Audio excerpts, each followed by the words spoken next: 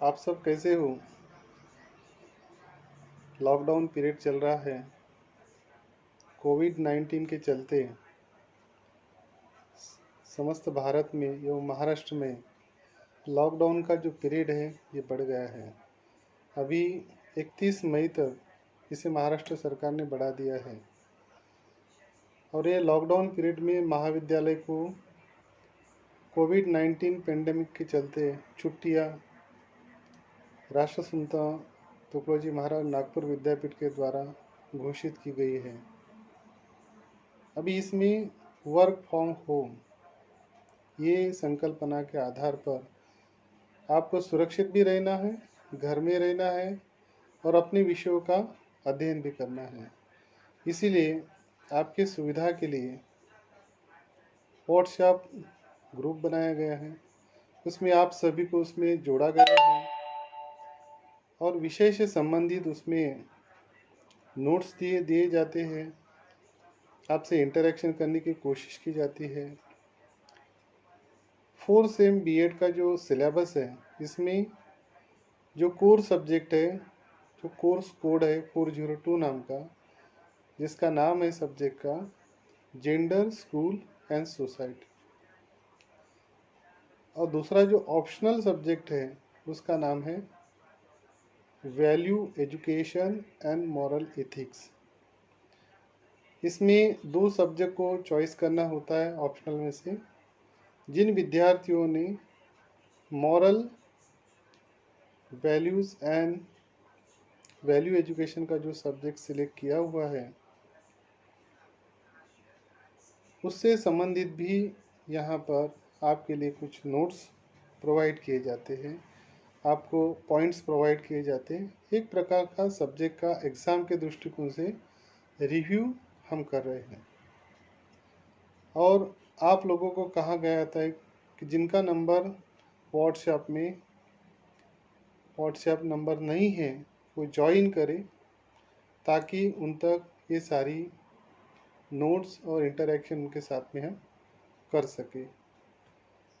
मैंने एक बीएड के स्टूडेंट का अपने विषय से संबंधित एक ग्रुप बनाया है और उस ग्रुप में विषय से संबंधित मटेरियल, स्टडी मटेरियल, इंस्ट्रक्शन मैं देते रहता हूँ। कुछ दिन से ये ग्रुप चल रहा है और ऑनलाइन जो कोर्स है इसके माध्यम से हम पूरा करेंगे। और दूसरा, मैंने आप लोगों को कहा था कि आपके ईमेल्स व्हाट्सएप ग्रुप में आप दीजिए ताकि हम ज़ूम ऐप के ज़रिए एक ऑनलाइन क्लास जारी कर सकें और एक दूसरे से विषय के संबंध में इंटरेक्शन कर सकें। बहुत कम स्टूडेंट ने ईमेल नहीं दिए हैं, वो जल्दी से जल्दी ईमेल वहाँ पर प्रस्तुत करें। Gender, school and society course code 402, इसमें 4 यूनिट्स हैं। 50 मार्क का ये पेपर है और ये 4 सेम में आपको सब्जेक्ट है। इसमें सिलेबस जो है वो सिलेबस ग्रुप में दिया हुआ है और रीथिंकिंग, पुनर्विचार इस विषय पर हम कर रहे हैं। इसमें कुछ जो नोट्स हैं आप लोगों को प्रोवाइड भी किए हैं। सबसे पहले कोई भी विषय का जो उद्देश्य होता है, जो ऑब्जेक्टिव्स होते हैं, वह ऑब्जेक्टिव्स वहाँ पर दिए हुए हैं और साथ में उससे संबंधित पॉइंट्स भी दिए हुए हैं और उससे संबंधित आप लोगों को स्वाध्याय प्रश्न भी पूछते हैं। आप लोग अपने स्वाध्याय प्रश्नों को हल करके आपकी तैयारी परीक्षा के लिए हो जाएगी। और जिन लोगों ने स्वाध्याय पूर्ण किए हैं वे अपने मोबाइल से उसके स्क्रीन शॉट लेके या पीडीएफ बनाकर शेयर भी कर सकते हैं। आगे चल के कुछ यूनिट्स में विद्यार्थियों के ग्रुप बनाकर वो ग्रुप को एक टॉपिक दिया जाएगा। वो टॉपिक से संबंधित वे इंटरेक्शन कर सकते हैं और उसकी तैयारी कर सकते हैं और उसको अपलोड भी आपको इस ग्रुप में करना है ताकि आप लोगों ने उसको अटेम्प्ट किया है। इस विषय का रिव्यू करते समय जेंडर, स्कूल एंड सोसाइटी, इसकी व्याप्ति बहुत बड़ी है। हम जानते हैं कि जिस समाज में हम रहते हैं उस समाज में जेंडर का स्वरूप कैसा है। स्त्री और पुरुष, इसमें भेदाभेद है, डिस्क्रिमिनेशन है। उसका स्वरूप कैसा है, उसको कम करने के लिए शिक्षा के स्तर पर हमने क्या करना चाहिए, उसके लिए शिक्षा के लिए क्या क्या पॉलिसीज़ है। हमारी एजुकेशन पॉलिसी ये डिस्क्रिमिनेशन को नहीं मानती है और इक्वालिटी को मानती है, समानता को मानती है। स्त्री पुरुष समानता यह मूल्य है और इस मूल्य के तहत सभी विद्यार्थियों, लड़के और लड़कियों को शिक्षा मिलनी चाहिए, दृष्टिकोण है। जब हम जेंडर के बारे में ऐसा विचार करते हैं तो कुछ जो इसमें मुख्य बिंदु आते हैं, जैसे gender is a social construct that impact attitude, roles, responsibility and behavior pattern of boys and girls, men and women in all societies। समस्त समाज में जो लड़के लड़कियां, महिलाएं पुरुष रहते हैं, उनके संदर्भ में उनके अभिरुचियों के बारे में, उनके अभिरुचियों के बारे में, उनकी भूमिकाओं के बारे में, उनके जिम्मेदारियों के बारे में और उनके व्यवहार के बारे में हमें विचार करना पड़ता है। और उसके तहत ही अलग अलग बिंदुओं पर हम सोचते हैं और उसके निराकरण के लिए प्रयास भी करते हैं। Gender increasing attention has been given to the importance of achieving gender equality in education. To date, however, most efforts have focused on addressing gender and equal number of proportions of girls and boys assessing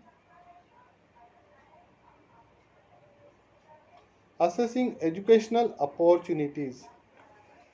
लड़के और लड़कियों के लिए शिक्षा के स्तर पर सीखने की जो समानताएं मिलती है या नहीं मिलती है, अपॉर्चुनिटीज़ दी जाती है नहीं दी जाती है, इसका भी विचार करना चाहिए। Simple, gender may be easier to measure। gender equality encompasses a wide concept of which gender parity is only a part। Gender refers to the role and responsibility of men and women that are created in our families। हमारे परिवार में लड़के लड़कियां जो रहते हैं और परिवार में उसमें जो जिम्मेदारियों का निर्वहन के लिए जो जिम्मेदारी उनको दी जाती है उसमें भेदाभेद नहीं करना चाहिए। मगर अक्सर हम देखते हैं कि लड़के और लड़कियों में यह भेद काफ़ी समय से समाज में किया जाता था। ये रोकने के लिए शिक्षा की प्रणाली है। Gender refers to the role and responsibility of men and women that are created in our families, our societies and our culture। The concept of gender also include the expectation held about the characteristics, attitude and likely behavior of both women and men। Femininity and masculinity, gender roles and expectations are learned। They can change over time and they vary within the between cultures। Systems of social differentiations such as political status, class, ethnicity, physical and mental disability, age and more modify gender roles। The concept of gender is vital because applied to social analysis, it reveals how women's subordinations or men's dominations is socially constructed. As such, the subordinations can be changed or aimed. It is not biologically predetermined, or is it fixed forever? हमें पता है कि समाज में जो भेदाभेद किया जाता है समाज का है, सोशल स्ट्रक्चर का है। लड़के और लड़कियों में भेदाभेद प्राचीन काल से भिन्न भिन्न स्वरूप में होता आया है। हम देखते हैं कि संसार के अलग अलग समुदाय में ये अलग अलग स्वरूप का जो भेदाभेद है ये पाया जाता है और शिक्षा के द्वारा इसको हमें कम करना है। टर्मिनोलॉजी एंड कॉन्सेप्ट इंक्लूड हम जेंडर में इस प्रकार से कर सकते हैं कि जेंडर का rule, the particular economic, political and social rule and responsibilities that are considered appropriate for men and women in a culture। हमारे संस्कृति में महिलाओं और पुरुषों में जो आर्थिक भेदाभेद किया जाता है वो नहीं होना चाहिए। इकोनॉमिक इक्वेलिटी की बात इसीलिए की जाती है। आर्थिक समानता जेंडर बेस पर नहीं होनी चाहिए। दूसरी, राजनीतिक स्वरूप में, अभी राजनीतिक स्वरूप में अधिकार महिला और पुरुषों में समान है। मतदान का अधिकार दोनों को है। मध्ययुगीन काल में महिलाओं को मतदान का अधिकार नहीं दिया जाता था। प्राचीन काल में भी महिलाओं को कोई कोई समाज में उनको स्थान नहीं दिया जाता था। और सोशल रोल ये बहुत बड़ी भूमिका है, मगर सामाजिक स्तर पर जो विषमता है स्त्री और पुरुष में, इसको कम करने के लिए इसके स्वरूप को, इसकी संरचना को हमें समझना जरूरी है। और वर्तमान जो शिक्षा की योजना है, शिक्षा की नई नई जो पॉलिसीज है, इसमें जेंडर बेस डिस्क्रिमिनेशन को स्वीकार नहीं किया जाता है। दूसरा, हम इसको इस प्रकार से इस कंसेप्ट को देख सकते हैं कि जेंडर इक्वेलिटी, हमने इसके पहले भी बोला है कि जेंडर इक्वेलिटी होना जरूरी है। The absence of discriminations on the basis of a person's sex in authority, opportunity, allocation and resources or benefits and access to services। इसमें स्त्री पुरुष को आर्थिक रूप में समानताएं मिलनी चाहिए, इस प्रकार के उद्देश्य है। लिंग भेद पर लड़के और लड़कियों में भेदाभेद करना, उनमें अथॉरिटी से संबंधित भेदाभेद करना, उनके अपॉर्चुनिटीज़ यानी जो उनको संधियाँ दी जाती उसके बारे में भेदाभेद करना, ये और बेनिफिट्स का जो डिस्ट्रीब्यूशन है यह इक्वलिटी के बेस पर होना चाहिए। देन जेंडर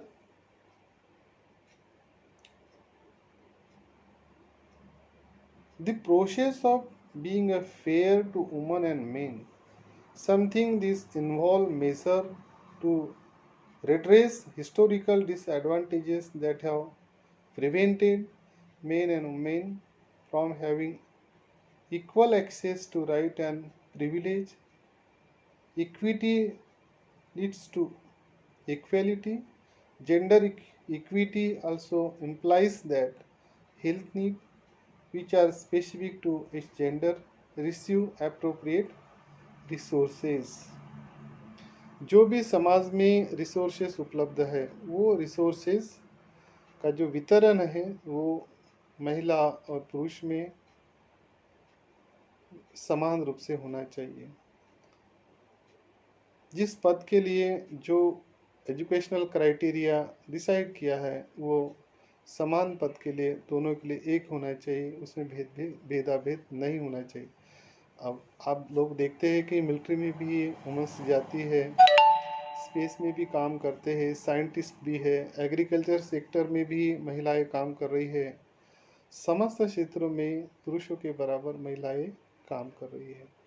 इसलिए जेंडर बेस पर जो डिस्क्रिमिनेशन है ये वर्तमान परिदृश्य में इसमें कुछ कमी आई है। फिर भी ग्रामीण क्षेत्रों में, कुछ पहाड़ी क्षेत्रों में, कई शहरों में भी इसमें स्त्री पुरुष में भेदाभेद अभी भी पाया जाता है। जेंडर अवेयरनेस की बात है। जेंडर अवेयरनेस बहुत ज़रूरी है। इसमें जब तक स्त्री और पुरुष में एक जागरूकता नहीं आएगी अपने अधिकारों के बारे में, तब तक इसमें कुछ बदलाव नहीं दिखाई देंगे। Understanding that there are socially determined differences between men and women and that this influences access to and control of resources। जो भी हमारे समाज में जो भी रिसोर्सेस पाए जाते हैं इसका वितरण समान रूप से होना चाहिए। दूसरा है gender sensitivity, the ability to pursue existing general differences and issues and to incorporate this into a strategies and action construct with gender blindness। इसमें भी एक ऐसी संवेदनशीलता इस विषय के बारे में होनी चाहिए ताकि समाज में जो जेंडर बेस पर इसका जो स्वरूप है और डिस्क्रिमिनेशन का जो विषमता का जो स्वरूप है उसमें बदलाव करने की बहुत बड़ी ज़रूरत है। और यह बदलाव के लिए शिक्षा की पॉलिसीज़ में बहुत बड़ा सुधार किया हुआ है। प्राथमिक शिक्षा, माध्यमिक शिक्षा, उच्च शिक्षा में जेंडर डिस्क्रिमिनेशन को स्वीकार नहीं किया जाता है। तो जेंडर ये बहुत इस विषय की व्याप्ति बड़ी है। आप लोगों को यह समाज की स्वरूप की रचना के बारे में समझना है। समाज में किस रूप में जेंडर बेस बायस उनके अधिकारों के बारे में, उनको रिसोर्सेस डिसेंट्रलाइजेशन नहीं होता है, वो होना चाहिए। इसके बारे में एक अवेयरनेस लाने की ज़रूरत है और इसके लिए सरकार की ओर से, शिक्षा विभाग की ओर से, एनजीओज़ की ओर से लगातार प्रयास किया जाता है और उनके प्रयास से जेंडर डिस्क्रिमिनेशन में बहुत बदलाव हुआ है। इस टॉपिक के संदर्भ में, जेंडर स्कूल एंड सोसाइटी के संदर्भ में आप इसकी अधिक से अधिक जानकारी उपलब्ध कराएं। उपलब्ध ग्रंथों से, लाइब्रेरी से, ऑनलाइन रिसोर्स से आप अचीव करें और अधिक की जो जानकारी है, कुछ रेफरेंसेस है यहाँ पर आपको देने की मैं हमेशा कोशिश करता हूँ। इससे संबंधित आप लोगों को जो असाइनमेंट क्वेश्चन दिए जाते हैं उसको भी आप सॉल्व करें। एक स्वाध्याय प्रश्न आपको देते हैं कि लिंग आधार पर जो भेदाभेद है इसके स्वरूप को विस्तार से लिखिए, इसको दूर करने के उपाय को सोधारण स्पष्ट करें।